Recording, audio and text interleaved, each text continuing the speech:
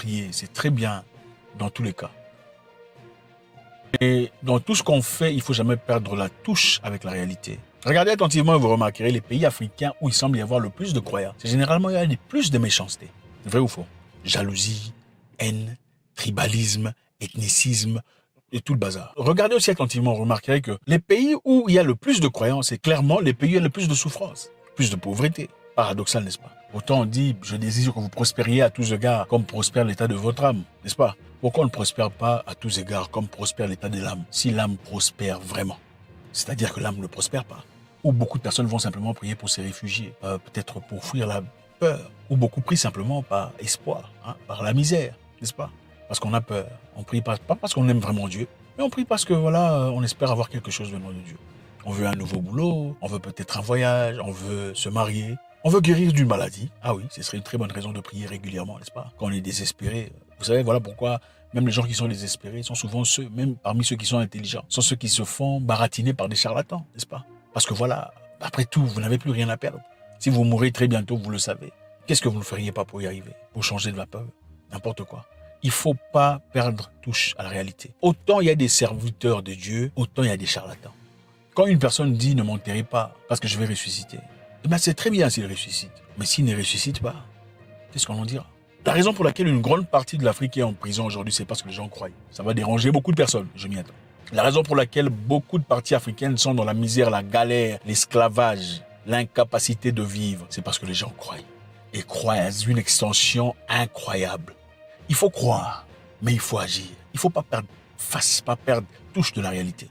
Pourquoi les gens souffrent? Parce que les gens s'attendent à ce que, ok, bon, qu'est-ce qu'on dit déjà? Toute autorité vient de Dieu. Qui vous a dit ça? Toute autorité vient de Dieu. Donc si les gens viennent pour tuer ta femme, ils sont pour forts, c'est toute autorité qui est venue de Dieu, n'est-ce pas? Un dirigeant est venu pour paupériser le peuple, piller le peuple, prendre l'argent, donner à sa tribu et construire des villas. Soudainement, ils sont riches. Toute autorité vient de Dieu, il ne faut rien faire. C'est ça. C'est n'importe quoi. Les mêmes paroles disent « esclaves, obéissez à vos maîtres », n'est-ce pas? Comment est-ce qu'on peut créer certaines personnes étant d'esclaves à des maîtres pour un Dieu juste? Je ne sais pas comment on peut expliquer ça. Comment un Dieu juste peut fabriquer des gens? Vous serez esclaves de ces gens-là. Vous allez souffrir, on va vous tuer. Non. Attendez, même un humain juste ne peut pas faire ce genre d'histoire. À quand même plus forte raison, un Dieu juste? Pourquoi un Dieu juste créerait-il des enfants pour être tués de manière brutale, abusée? Même un humain juste ne ferait pas ça. Donc on ne croit pas aveuglement. C'est vrai, il faut croire. Mais la croyance doit venir de là, du cœur. Pas nécessairement de ce que vous pensez pouvoir comprendre à travers le message acquis d'une autre personne qui certainement a son agenda personnel et ses expériences personnelles. Il faut faire attention à qui vous prêtez oreille, qui vous écoutez. Votre leader, c'est très important. Parce qu'il vous chuchote à l'oreille des choses incroyables, des choses qui peuvent vous faire percuter toute votre vie. Il faut faire attention. Il y a une église ici où une pasteur principale prêchait. Si un membre de votre famille n'obéit pas à votre Dieu ou ne va pas à l'église avec vous, il faut le chasser. Il faut s'en débarrasser. Et on s'est servi d'un verset disant « Moi et ma famille nous servirons le Seigneur ». C'est-à-dire tout celui qui vient dans ma maison, s'il ne va pas à l'église comme lui, il faut le chasser. Mais beaucoup de gens ont commencé à chasser le membre de leur famille. Beaucoup de gens ont chassé leurs parents. Beaucoup de gens se sont séparés de leurs frères et sœurs de manière incroyable. Oubliant que le plus grand commandement, c'est l'amour. On dit tout celui qui se débarrasse de sa famille ou qui s'en écarte est plus qu'un infidèle. Plus qu'un infidèle. Mais plus tard, on a investigué, on a compris que cette personne qui prêchait les gens disant qu'il faut se séparer de ta famille, il faut jeter les gens dehors, c'est une personne qui n'a jamais eu de correspondance avec sa famille, qui n'a jamais grandi avec ses parents, qui n'a jamais eu de lien avec sa famille. C'est normal, on ne peut vous transmettre que ce qu'on a. Sous prétexte de versets bibliques, on peut transformer ça par rapport aux sentiments personnels. Les gens choisissent ce qu'ils veulent. Il faut faire très attention. Encore une fois, l'une des raisons pour lesquelles beaucoup d'Africains sont esclaves aujourd'hui, au lieu de se rebeller contre leur situation locale et politique, ne peuvent pas le faire. C'est parce qu'ils croient en toute autorité vient de Dieu. Toute autorité vient de Dieu d'une phrase désarmante qui vous empêche de réagir. Donc si les gens viennent dans ta maison pour toucher ton enfant, ta petite fille, tu vous diras toute autorité vient de Dieu. Ou bien tu vas te lever comme un homme. Il faut savoir se lever à un moment donné. Il faut savoir dire non. Assez, on n'est pas des stupides. Quand on blague avec vous, les mêmes gens à la tête du pays sont en train de s'échanger des places comme ça, comme ça, comme ça. Mais on vous donne l'impression qu'ils sont des ennemis les plus farouches. C'est faux. Ils jouent avec vous. Ils s'enrichissent. 3 personnes jouent avec vous comme ça. Ils changent de position comme ça. Vous vous entretuez entre vous, peuple. Vous n'avez peut-être rien. Il n'y a rien qui... En fait, même les miettes, vous n'en avez pas. Mais 3 personnes blaguent avec vous. Vous ne voyez pas. Vous ne comprenez pas. Vous ne voyez vraiment pas. Vous êtes aveugle à ces points-là. L'Afrique doit changer. Il faut prier, mais prier pour la bonne direction. Il faut prier Dieu pour te donner la force de défendre ta famille avec tout ce que tu as. Ça, c'est une prière. Il faut prier Dieu pour te donner la force pour pas que qui que ce soit te piétine ou piétine sur ta dignité. Ça, c'est une prière. Il faut prier pour que Dieu te donne la force de renverser ceux-là qui sont au pouvoir, qui viennent vous paupériser, vous briser, vous dépouiller de tout ce que vous avez. Ça, c'est une prière. Il ne faut pas prier pour les chefs. Tu pries pour les chefs qui mangent, qui envoient sa famille en Suisse, au Canada, tout ça. Toi, tu pries pour lui. Pour faire quoi? Lui, il prie pour toi. Lui, donc, sa famille est plus importante que ta famille. Pourquoi? Ou il est chef de quoi? Il est né avec chefferie sur ta tête. Il faut arrêter des bêtises. Encore une fois, notre histoire ici, c'est un jeune pasteur de 53 ans qui a... Enfin, 53 ans, c'est relatif, hein. Qui voulait qu'on prie pour lui, disant qu'il allait ressusciter. Malheureusement, ça ne s'est pas passé comme ça. Ne perdez pas la tête. Ne chassez pas les membres de votre famille à cause de l'église. Je répète, ne chassez pas les membres de votre famille à cause de l'église. Si un pasteur vous dit qu'il faut chasser les membres de votre famille, il ne faut pas les visiter à l'hôpital, il ne faut pas les aider, il ne faut pas les soutenir dans leurs difficultés, il ne faut pas prêter main forte quand ils ont besoin de vous, c'est un gros menteur. Aimer Dieu, ça se voit dans les actes. Aimer Dieu, ce n'est pas aimer Dieu. On aime Dieu à travers l'amour du prochain. On aime Dieu par rapport à comment on participe dans la vie des gens. On aime Dieu par rapport à ce qu'on montre aux gens. Une personne croyante n'a pas besoin de dire « je suis croyant ». Une vraie personne qui croit, vous voyez dans son comportement.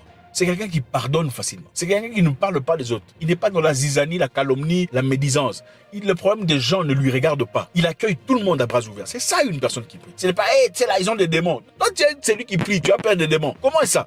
Comment moi, il y a des gens ici qui prient pas, ils n'ont pas peur des démons. Toi, tu pries chaque jour, lundi, mardi, mercredi, jeudi, vendredi, samedi, tu es en transgène, mais tu as peur des démons. Ah, attendez.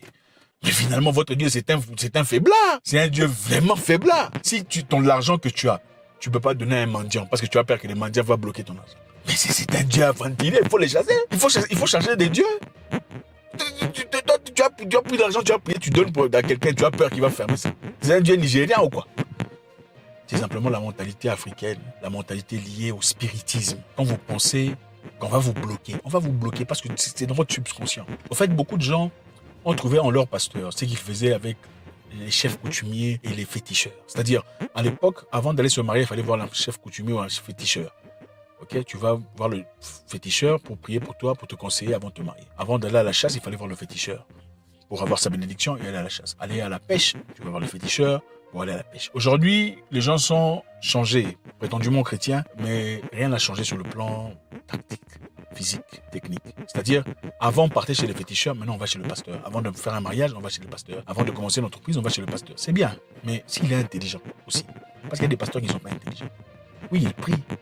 Oui, il craint Dieu, mais il n'est pas nécessairement intelligent dans d'autres aspects de la vie. Prier Dieu ne fait pas de toi immédiatement intelligent dans d'autres aspects de la vie. Et ça ne veut pas nécessairement dire que parce que quelqu'un prie, il va te conseiller correctement. Voilà pourquoi il y a des professionnels, des gens outillés à cet égard. Faites très attention de ne pas convertir ce que vous faisiez dans le passé dans ce que vous faites aujourd'hui dans votre vie.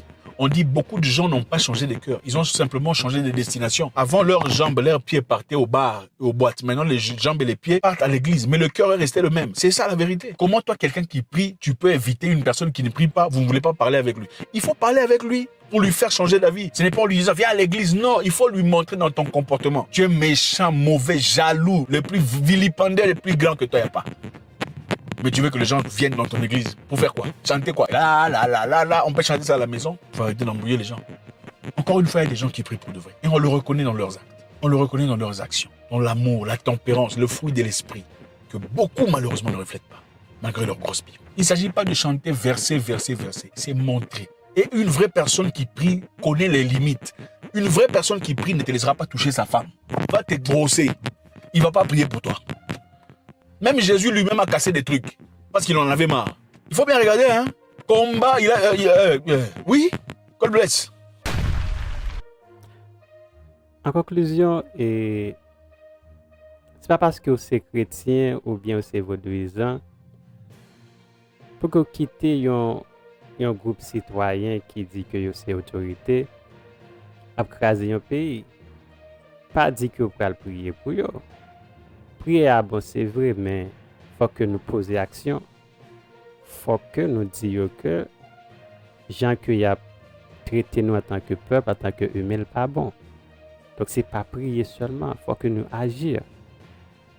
Donc, ce n'est pas parce que la Bible a dit toute autorité vient de Dieu pour que nous considérions autorité qui a crasé un pays comme une autorité qui vient de Dieu.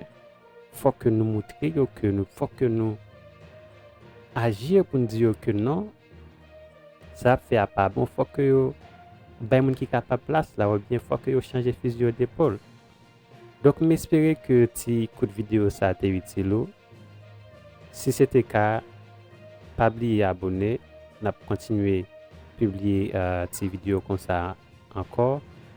Pas oublier liker puis partager et bel commentaire et pas dans la vidéo pour dire que ça que tu pensé, qui sont comprendre de religion, est-ce que religion vraiment c'est un handicap pour le développement Haïti. Donc, nous avons une autre vidéo pour la prochaine. C'était un plaisir.